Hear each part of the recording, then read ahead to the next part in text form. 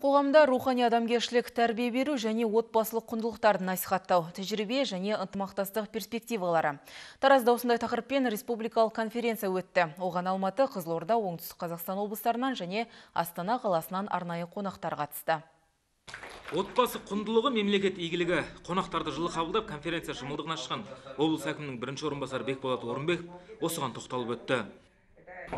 Елімізде отбасы құндылықтарын кеңінен насихаттау мақсатында мемлекет басшысының бастамасымен отбасы күні белгіленді.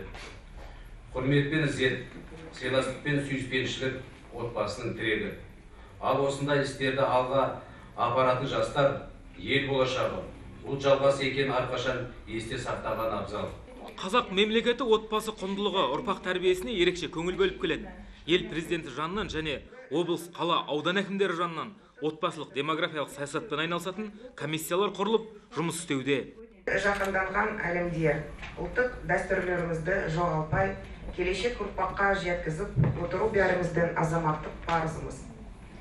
Осы отырыста ұлттық асыл қазынамызды насихаттау мен тиімді нәтижеге жеткізудің жолдарын талқылаймыз.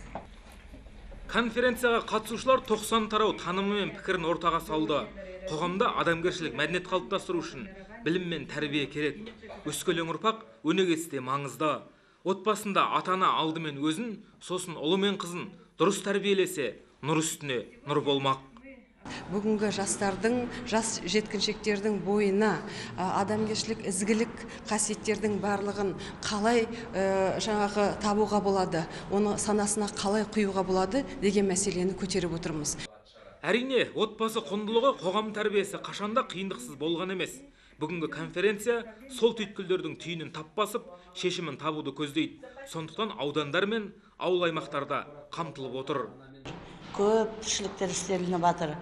Әкенің орны, ананың орны деген. Сондықтан біз өте қуаныштымыз осындай республикалық семинар біздің Жамбыл облысында өтіп жатқанына. Конференция барысында отбасы құндылықтарын, қоғам игіліктерін қалыптастыруға қатысты мәселелердің негізі қамтылды. Ұлттық салт-дәстүрмен сабақтасқан заманауи тәрбиенің тетіктері айтылды.